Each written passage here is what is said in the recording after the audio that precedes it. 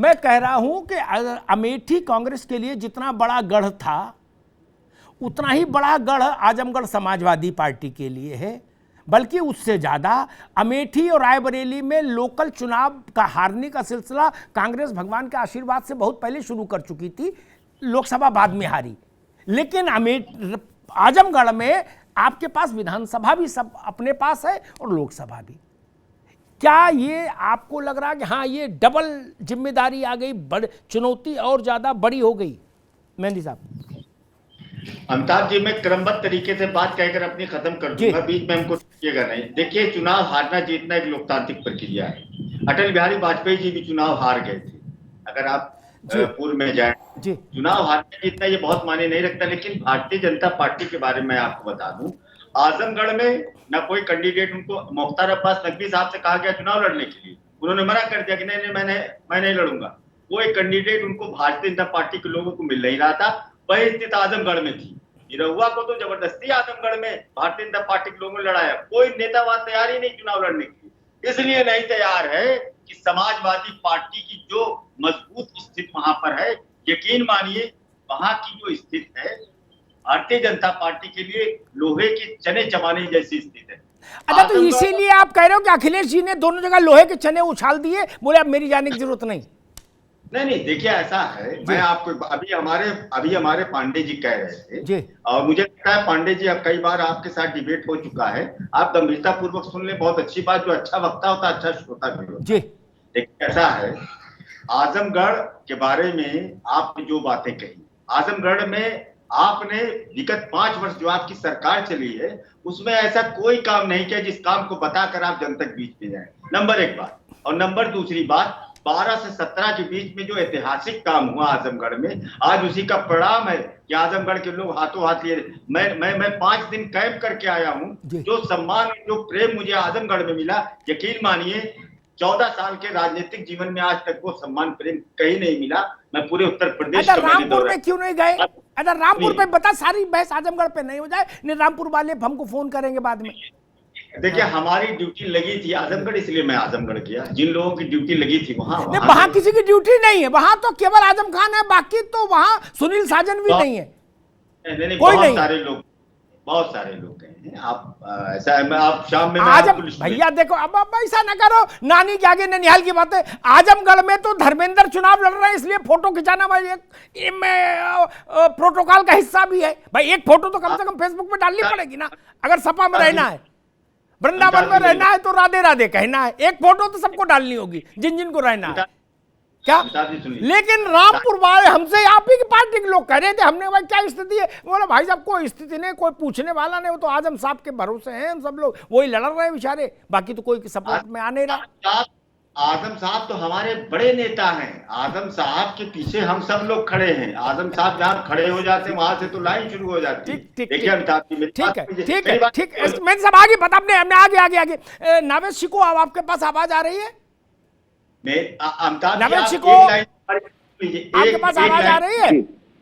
जी आवाज आ रही है सर। ठीक। मेहदी साहब ने कहा आजम साहब हमारे बहुत बड़े नेता हैं, हम सब लोग उनके पीछे खड़े हैं। ये वैसी बात है कि बूढ़े बाबा को है भगवान बना दो, 4 बजे ठंड में नहला दो, 1 बाल्टी ठंडा पानी डाल के, क्या बोले बाबा की जय जय। तो आजम साहब जिस भी सभा में जा रहे हैं वो कह रहे हैं कि 27 महीने 7/6 की 5/6 की जन कितने की बताते कोठरी में मैं बंद रहा जी। सूरज कब उगता है और कब शाम हो जाती थी इसका पता नहीं लगा। और वो अपना एक इमोशनल जो उनका है, ईश्वर ने उनको आवाज बहुत प्यारी दी है। और डायलॉग तो फिर, अगर मैं तो उनसे एक बार कहा था कि अगर आप राजनीति में नहीं होते तो माशाअल्लाह आप बॉलीवुड में अच्छे डायलॉग राइटर्स को फेल कर देते। बिल्कुल, कादर खान को फेल कर देते आजम साहब।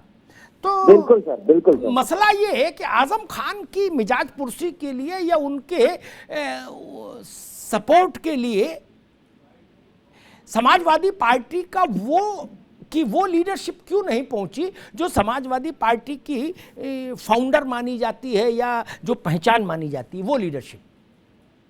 जी देखिए, शुरू में ही जब अखिलेश यादव जी सत्ता में आए तब से ही मुलायम सिंह यादव जी के साथ के जितने भी लोग थे, जो फाउंडर एक तरह से थे, जिन्होंने उसकी जमीन तैयार की थी, उनको इग्नोर किया गया। ये शिकायतें, ये बातें और ये नाराजगी सामने आती रही। आजम खान साहब जब जेल में थे तभी नाराजगी सामने आ गई थी। उसके बाद जब जेल से निकले तो उनके कुछ डायलॉग्स, उनकी कुछ बातें ये जाहिर करने लगी कहीं ना कहीं वो अखिलेश यादव जी से और मुलायम सिंह जी से नाराज हैं। उसके बाद कपिल सिब्बल जी को राज्यसभा भेजने की बात हुई, वो शर्त मानी गई आजम खान साहब की, और बिना सिंबल के, समाजवादी पार्टी के बिना सिंबल के भी उनको राज्यसभा भेज दिया गया, वो मान गए। आज की तारीख में सबसे मुश्किल जो है वो आजमगढ़ है। वहां पर खेल जो चल रहा है समाजवादी पार्टी के लिए, सबसे बड़ी चुनौती जो है गुड्डू जमाली। बसपा एक बड़ा खेल कर रही है मुझे लगता है, और बसपा के साथ में जो सबसे बड़ा प्लस पॉइंट है कि मुस्लिम और दलित, ये मुसलमान नाराज दिखाई दिए, ये सबने महसूस किया।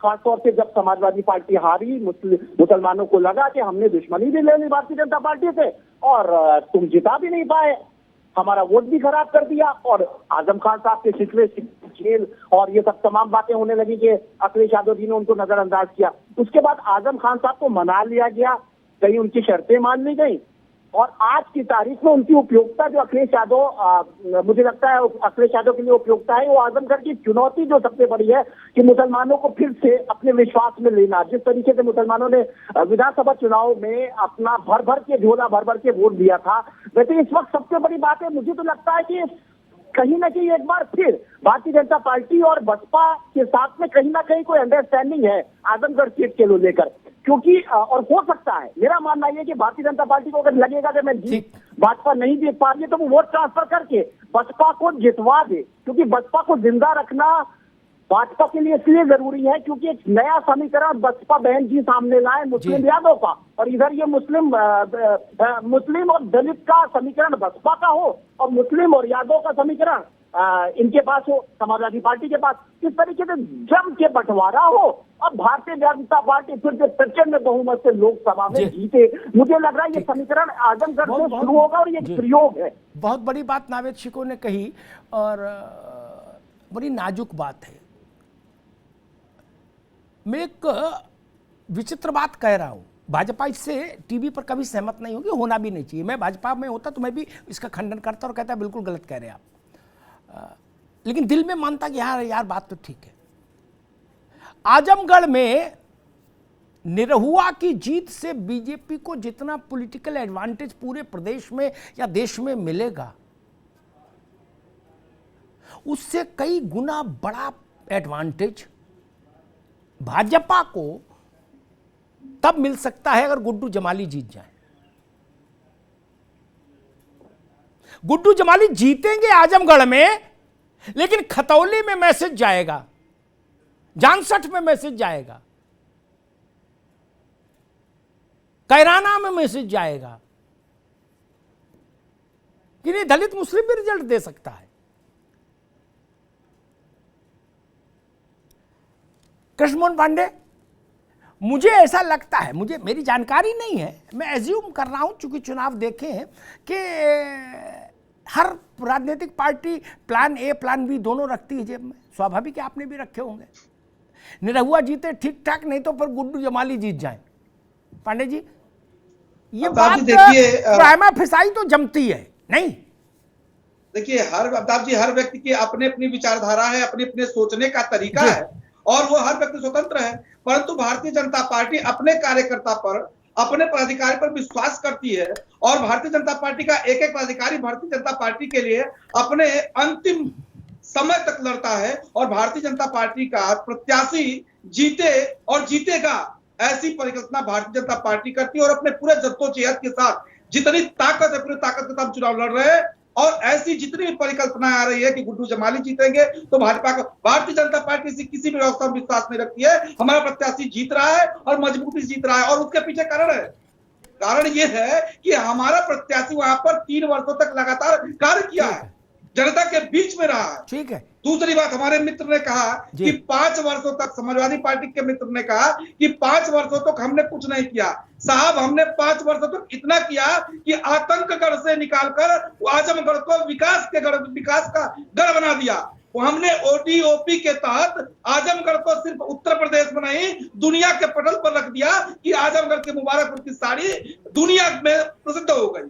आप 5 वर्षों के अपने शासनकाल में जिस समाजवादी पार्टी को आजमगढ़ की जनता ने असीम प्रेम स्नेह दिया, सारी की सारी सीटों को आपके झोली में डाल दिया, एक कार्य बताइए। मैं खुले चैलेंज से इस डिबेट में आपको चैलेंज करता हूं कि एक काम बताइए आजमगढ़ का जिसमें आपने कार्य किया हो जो उत्तर प्रदेश में या आजमगढ़ के लिए विशेष वो फायदेमंद हो, या आजमगढ़ की जनता उस कार्य से याद करे कि समाजवादी सरकार में ये कार्य हुआ है। एक काम बताइए। आप नहीं बता पाएंगे मित्र। हाँ, आपने आजमगढ़ को बनाया है, अपराध का गढ़ बनाया है, आतंक का गढ़ बनाया है, आतंकियों को छोड़ने का काम किया है, अपराधियों भ्रष्टाचारियों को साथ लेने का काम किया है, और आजमगढ़ की जनता जितना आपको स्नेह दी उसका आपने उसको दुगना रिटर्न अपराध के रूप में दिया है, भ्रष्टाचार के रूप में दिया है, और इस बात को आजमगढ़ की जनता समझ चुकी है। और इस बार निरहुआ को उत्तर प्रदेश आजमगढ़ की जनता असीम स्नेह देकर जिताने जा रही है। और मैं बता दूं आपको, समाजवादी पार्टी का अंतिम गढ़, अंतिम किला समाप्त होने जा रहा है। एक मिनट रुको, आ गई बात दोनों की, आ गई बहुत अच्छे से आ गई। मैंने साहब रुकिए, मैं नावेद शिको से एक सवाल लूंगा, मेरे पास समय कम है। नावेद शिको, 2019 के लोकसभा चुनाव में आजम साहब 1,10,000 वोट के करीब से जीते थे। भैया एक मिनट भैया मेहंदी साहब, 1,10,000 वोट से जीते थे रामपुर लोकसभा।